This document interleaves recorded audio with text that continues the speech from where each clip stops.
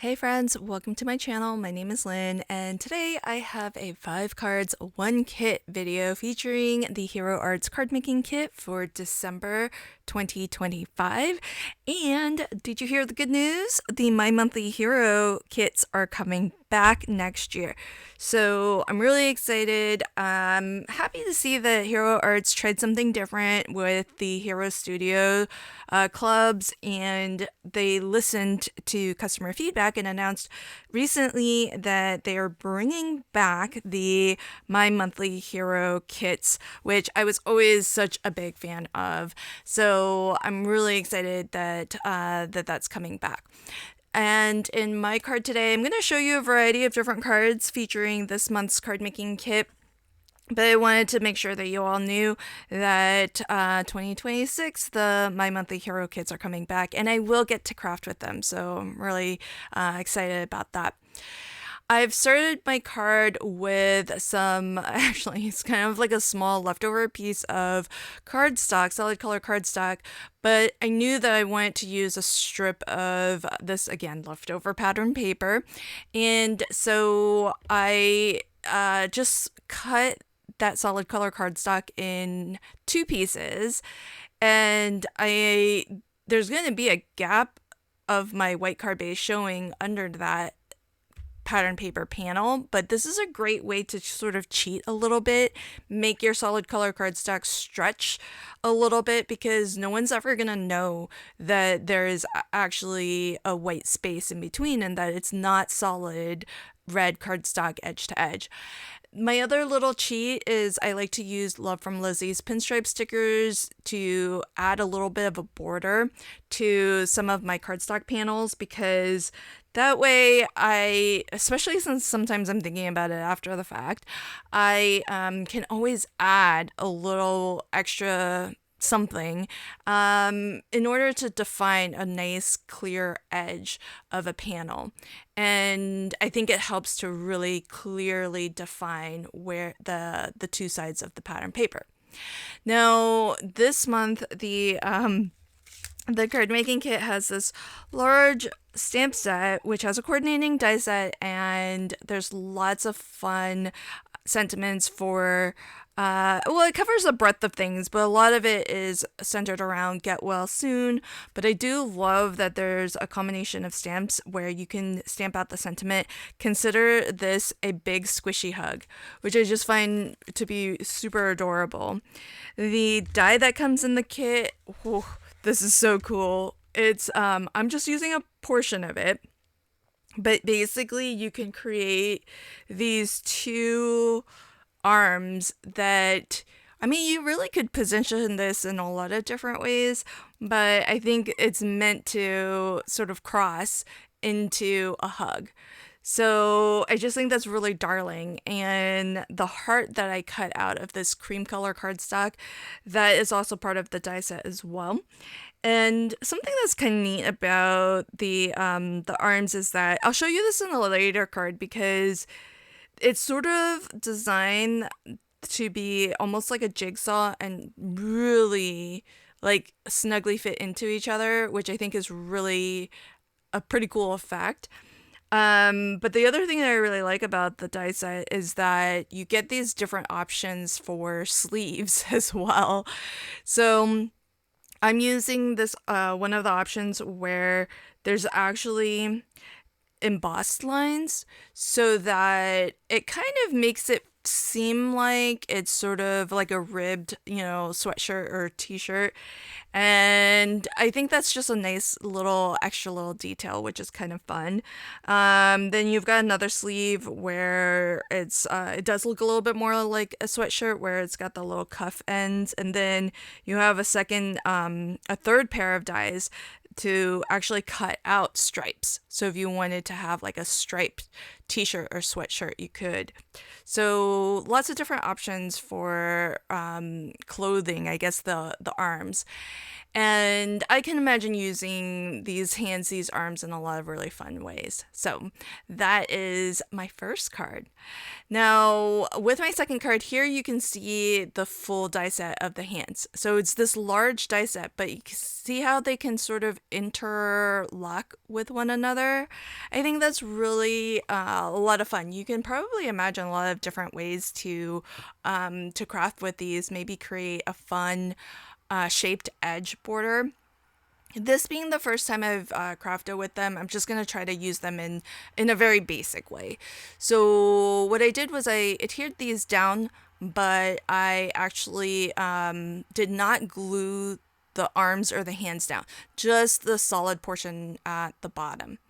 And what I did to create the top layer, so that bottommost layer is the largest die, and I cut that out of skin tones. And then what I did was I used that same die to cut a second layer that would be, I guess, kind of like the sweatshirt or the clothing. And I die cut the edge of that with the sleeve die so that I can piece these back together again and it would be rather seamless. But in order for them to kind of fit back in and sort of have this interlocking effect, I did have to kind of trim a little bit away. There are lots of different ways that you can do this, but because the sleeves are separate dies, you can get creative with what the what your person is wearing, which I think is kind of fun. So I did that with the teal, and then I'm gonna do it with the pink as well. So you can see that I've already cut away a portion where the arm sleeve would be, and then I'm gonna layer that arm sleeve back in. Now, one of the things that I did learn, and I'm really glad that I didn't glue down the actual arms, because look at this here. So once you layer this piece back in, or at least when I tried to, it wasn't really fitting as snugly anymore. So because of the way that the two arms overlap, it's kind of hard to get that sleeve, because the sleeve is actually larger than the arm itself. So that's something to note, that the sleeve it's like it's almost like, your actual clothing is going to be bigger than your arm. And so that's why it's not really fitting very snugly here. So in order to get it to fit, what I had to do is actually trim the sleeve a little bit. So I'm trying to mark where the hand overlaps over top of it, and that way I can trim a little bit off of the pink sleeve in order for it to fit.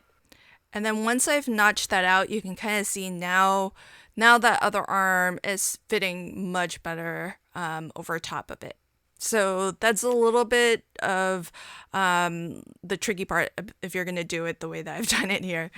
So I thought that was super cute. Now I already cut out the heart, which again is part of the same die set, and because again those arms still aren't glued down, I can just tuck that heart right behind both arms.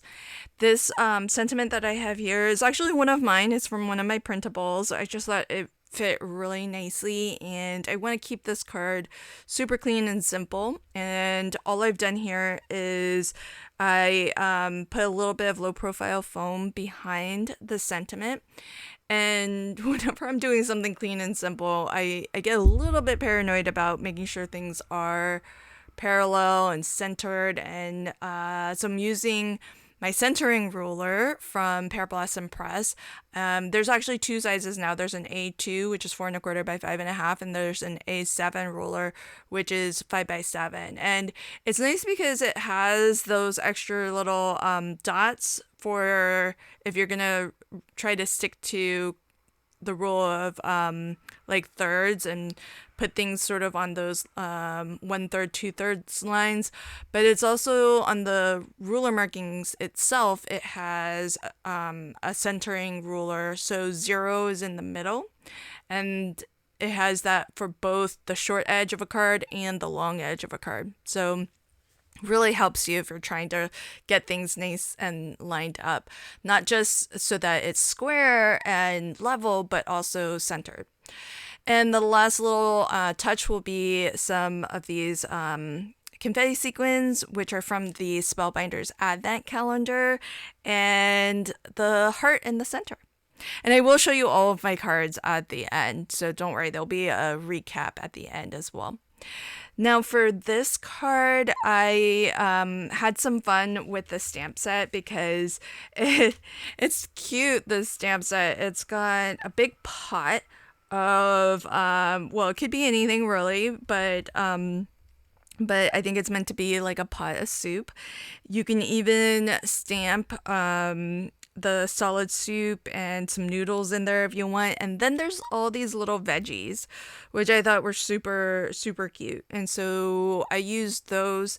I clustered a couple of them on one block and a couple more on another block, and then a single stamp, the smallest stamp, on a third block. And then that way, with the smallest stamp, you can just use those to fill in, but by clustering a few of them onto a single block, you can cover more area that way. And I just stamped out my own little pattern paper, which I think is really fun, especially when you have a lot of these small little stamps, because it's a great way to just use a lot of them, but then not necessarily have to color them all up. And so it makes for a really lovely background. And one of the keys to stamping your own background is stamp right off the edge. Don't confine yourself to your panel, or stamp a panel that's larger than what you need and then trim it down so that you have the same effect. Because when something is just like hanging right off the edge or is clipped at the edge, it really helps to give the impression that this is maybe from a larger panel. Maybe it is, it looks like it might be from pattern paper that you've just cut down to size. And that way it feels a little bit more organic. If you stuck to just the confines of the borders, it would feel a little bit forced, a little bit unnatural. And so that would be like my biggest tip. Otherwise, just try to rotate everything here and there, and at least that's the way I like to do these random stampings, so that there's no real, it's not directional, there's no real up and down. Now with this pot, I stamped it out and in a pigment ink, which is great for water-based coloring. So I brought out my Faber-Castell Abrictor watercolor pencils. Now these are, the payload on them is really great, and you don't need a lot of water to dilute that pigment and get it moving, because I did stamp this on just regular cardstock. I wasn't really thinking too far in advance in terms of how I wanted to color this up. So I just stamped it on my regular Hammermill cardstock. And thankfully with the Abrictor watercolors, you don't need a lot of water, because otherwise you might find that your cardstock gets a little bit waterlogged if you're doing super water intensive techniques. Definitely if you know that you're going to be watercoloring, I would definitely recommend using a watercolor paper, because that paper is really designed to be to have water applied to it, and it won't warp, it won't buckle. If it does tend to do any warping, just let it dry and it will dry back flat. So but otherwise, if you are going to do watercolor techniques onto cardstock, maybe try to be a little bit minimal with your water. The nice thing about the stamp set is that there are coordinating dies for just about everything in here. And that includes the sentiments. So I did die cut the pot out. And by the way, the pot has a lid too, so if you wanted to color up a lid, I think that would be kind of fun. And then there's like a large serving spoon, And as well, there's a matching little bowl and soup spoon to go with the bowl. So you could do like a big pot of like chicken noodle soup with a little bowl of soup too, which I think is really darling. And the sentiments are really fun. I really like, I didn't use it on this card, but I really like the get well soon because it almost feels like it's, like letters in an alphabet noodle soup. I think it's really kind of fun. But I ended up using the sentiment, your super, spelled SOUPER, which I thought was kind of clever and fun. And of course, I used the coordinating die. Actually, the nice thing with this is I used the coordinating die because I stamped onto like a bit of scrap cardstock, and rather than like waste it, I just die cut a couple extra, and then that's how I built up my layers there. I just glued a stack of 3 of those sentiments together. So that way I don't have to use foam or anything behind the sentiment and still have some nice dimension. Okay, so now on to my 4th card. This is going to be a shaker card, and this is going to be so fast. So I start with a layer of craft cardstock. And by the way, the pattern papers that I'm using on this card and my first card, they're actually from the Not Too Shabby box of the month this month, which I just thought worked really well with the whole idea of, sending hugs and whatnot. So I took the heart die from the die set that comes in the card kit, and I just cut that right out of my pattern paper. I put some acetate behind that opening, and now I'm using some this is pretty thick foam. I mean, I would say it's probably maybe 3 millimeters thick. And that way it can give you enough sort of depth and dimension so that your shaker bits, whatever you decide to fill your shaker with, has some room to really move. Now, the only key to a shaker card is to really make sure that whatever your aperture opening is, that's going to be your little shaker well, and you want to make sure that you have foam surrounding that aperture and that there are no gaps so that your shaker bits can't escape from your card. What I like to do is I try to get foam sort of as close to the lines of that aperture opening as possible, because then more of your shaker bits will be visible.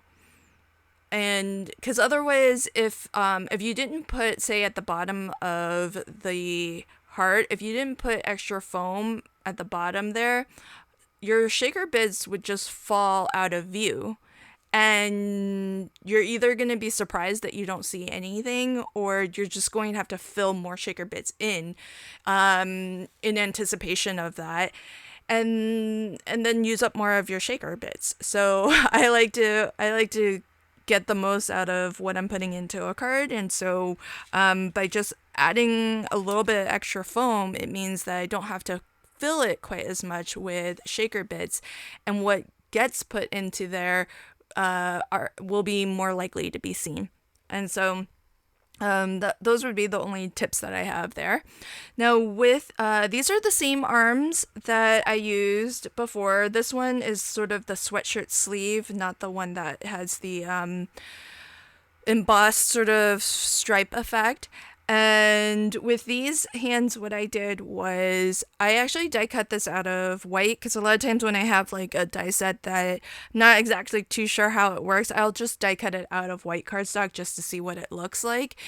And so what I did is I just colored it up with some alcohol markers.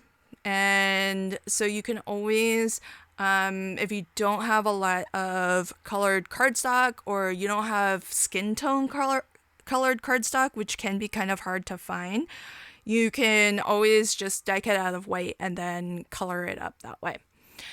And I, again, left my sentiment to last. I had an idea of the sentiment I wanted to use, but I didn't really think too hard about where or how I wanted to put it onto my card.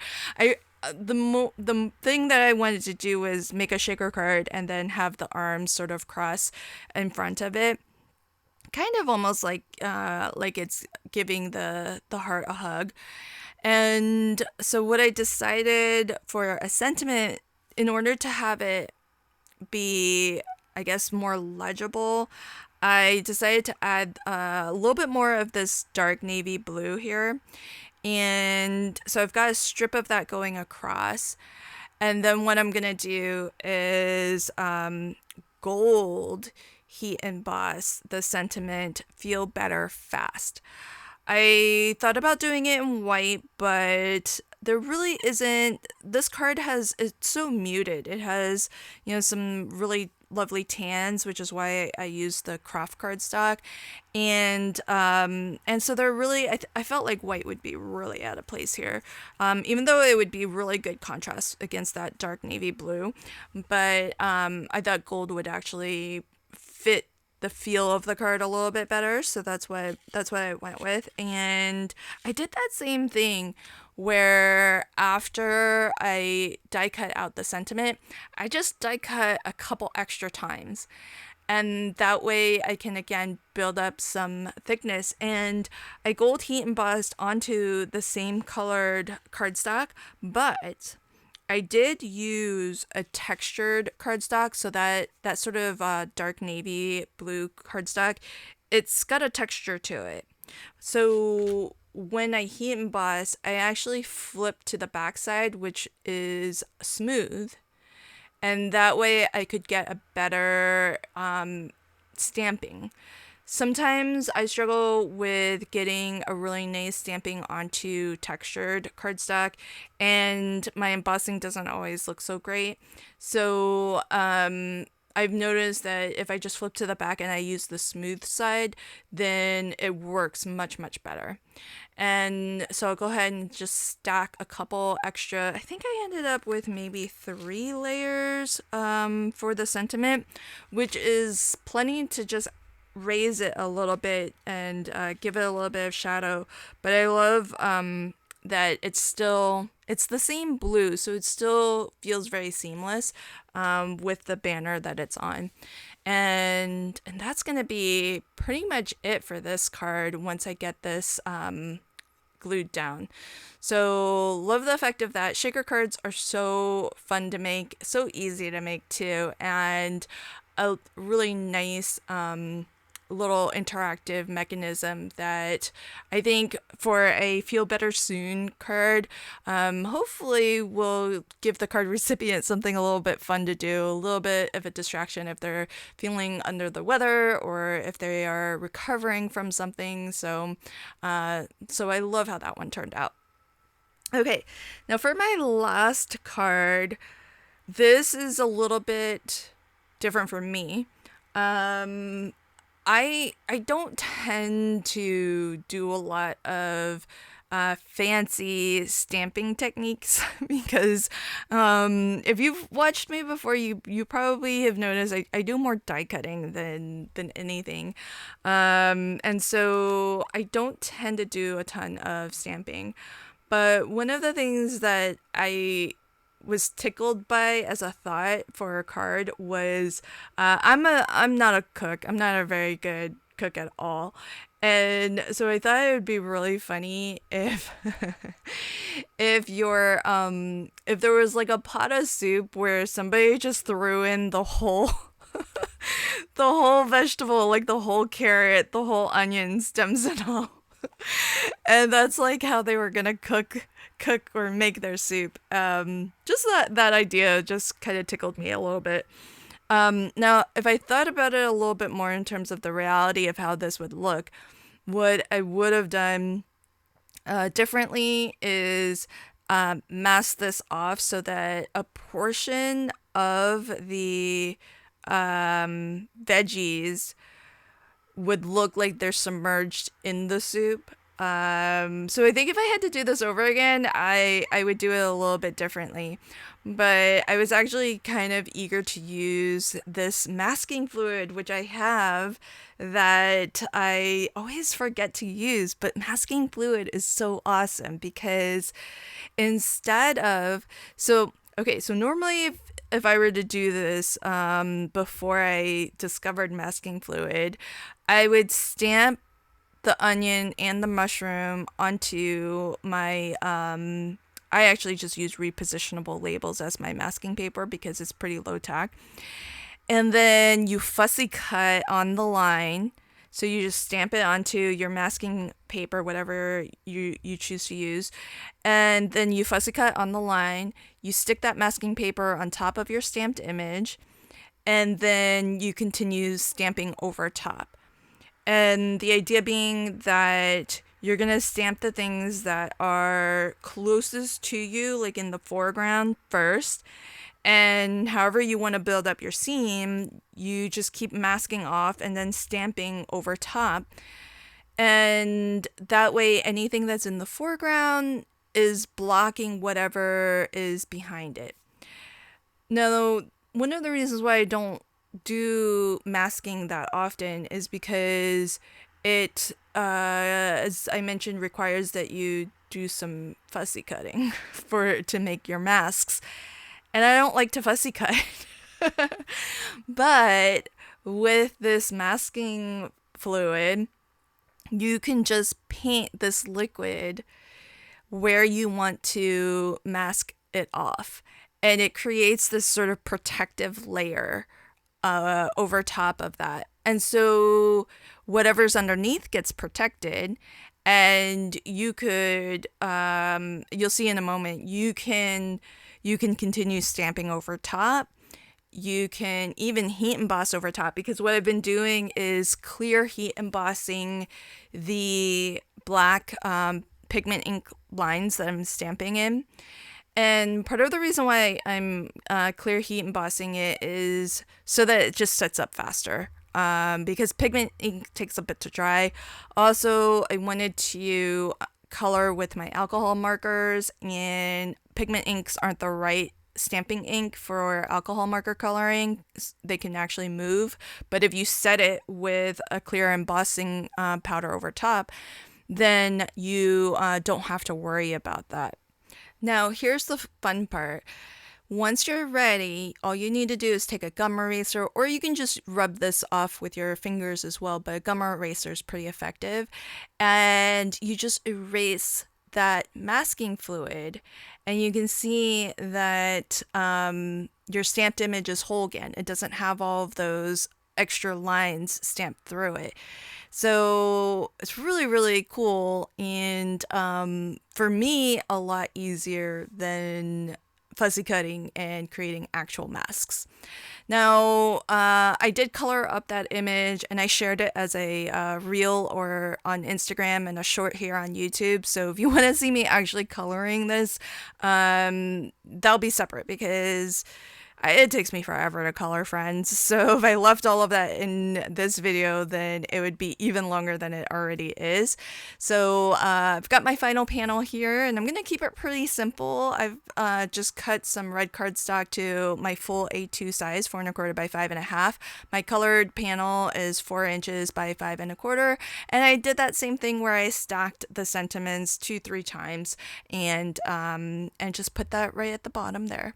So here's a final look at the 5 cards that I made featuring the Hero Arts card making kit for December 2025.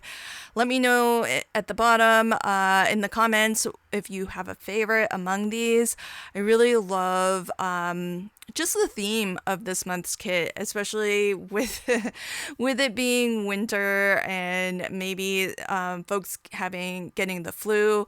I know some folks who have had some surgeries or have surgeries coming up, and so I'm wishing all of them all the very best, and I hope that everything goes well with their upcoming procedures and their recovery.